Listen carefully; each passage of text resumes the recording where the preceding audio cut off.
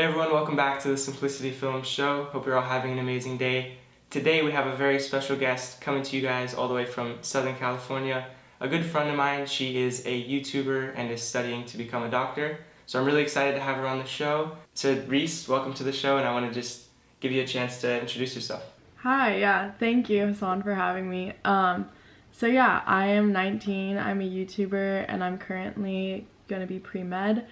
So yeah, it's not something, Hassan and I have talked about this, but it's not something that we feel like a lot of people are doing. So yeah, that's my little niche. Reese, I know we met back in high school in a history class, and I know then, you were making YouTube videos consistently. I think at that time you had about 20,000 YouTube subscribers, and I think I had asked you that one day, I was like, hey, if your YouTube channel were to ever just completely, explode, I'm talking about like millions of views, would it ever kind of overtake your aspirations to become a doctor? What are your thoughts on that?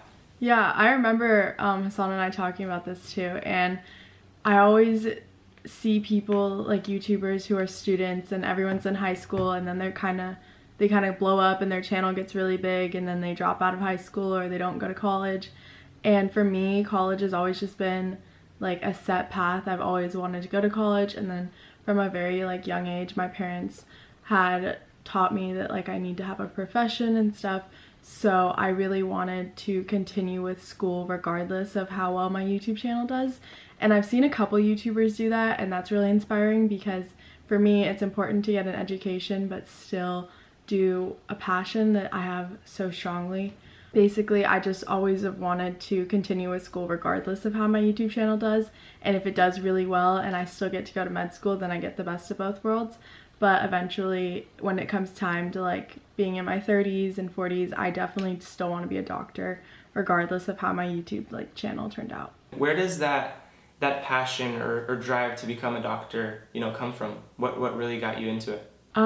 Sophomore year on Snapchat, I heard about this plastic surgeon. His name is Dr. Miami, and he basically pioneered showing surgeries in real time over social media. Nobody else had done it before, and when I showed it to my friends, they're like, ew, that's so weird, why are you watching that? And I don't know, I just really enjoyed seeing the before and after pictures, and just seeing the whole process of how he takes something that somebody was uncomfortable with or they didn't like about themselves and turning it into completely more visually appealing. He basically just makes everything more aesthetically pleasing, which is something that I find really interesting just in general with fashion and beauty, and which is what a huge part of the beauty guru community is on YouTube, is finding things and making them prettier, or just trying to make things the most aesthetically pleasing as they can be. And so that kind of factors into my love of seeing the before and afters with plastic surgery. And I know plastic surgery has a stigma to it, but I would like to break that stigma when I become a doctor and when I have my own practice. So yeah, so I go to Cornell in August of 2019, so in about 6 months. So that's a huge deal. Congratulations on that. It really is amazing, and what's so cool about just bringing on different guests on this show is really how everyone's story is a little bit different. So I recently interviewed someone who dropped out of university and just kind of pursued his entrepreneurial path, but it's really cool just to see how passionate you are about what you want to do, and even if your YouTube channel were to just completely blow up, you would still want to continue on this path and pursue what you're passionate about. So I think that's really cool. So the next thing I want to dive into is balancing school in itself for what you want to do is obviously very difficult, and it's very time consuming, and making YouTube videos on the side, how do you balance that? I am still trying to balance it. It's super difficult just because college in general is very hard, and then when you throw trying to make YouTube videos, and it's not just one YouTube video a week, it's I'm trying to make 3 videos a week, so you have to film and edit, and then you still have to study, and then you have to spend time for your classes and stuff, and you have to go to class. So there's just a huge amount of adjustment period, and I'm still in that adjustment period, to be honest, because I just started the semester the second week of January, so I'm still trying to get in the hang of everything. And at the beginning of the year, I told Hassan that I wanted to post 3 videos a week, and some weeks I can do it, and then some weeks I can only post 1, and it's so difficult because I'm still trying to balance doing well in my classes, and on top of that, this semester I'm taking one more class than I took last semester, so I'm kind of overloaded with classes, and then on top of that trying to still do 3 videos a week. So it's definitely, I need to figure out a better schedule because it's super hard to balance everything.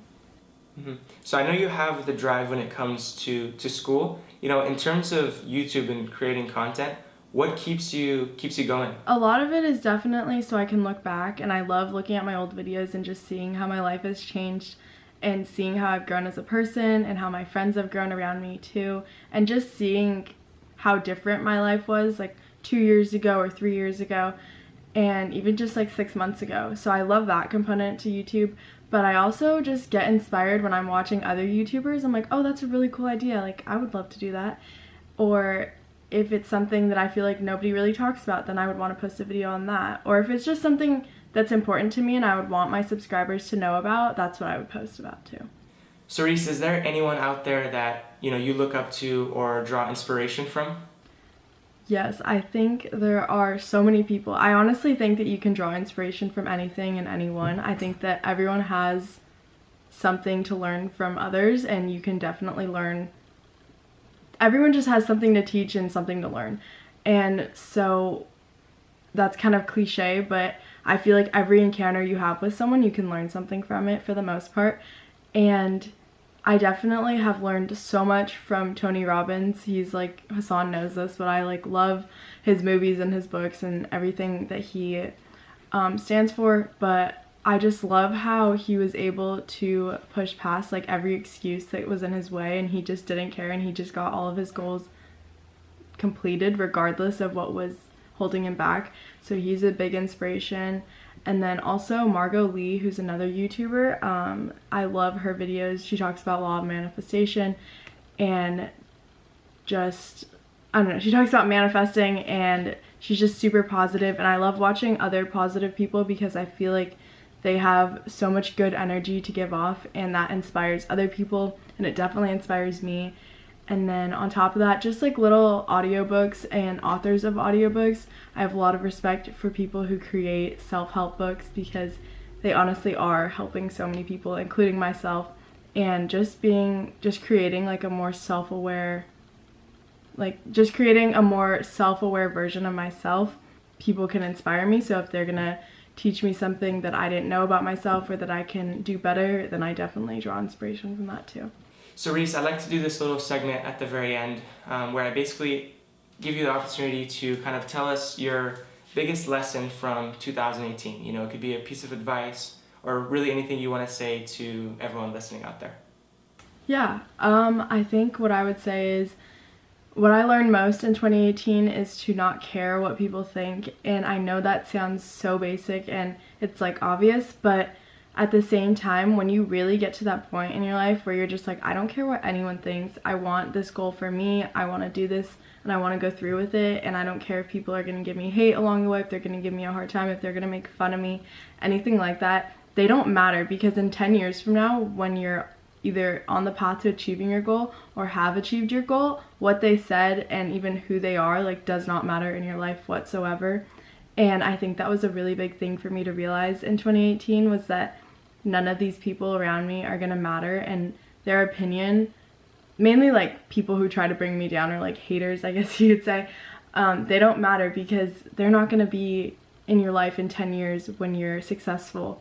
Or not to overthink in terms of posting, and that's what I always do because I'm always like, is everyone gonna like this? Am I gonna look weird? Whatever.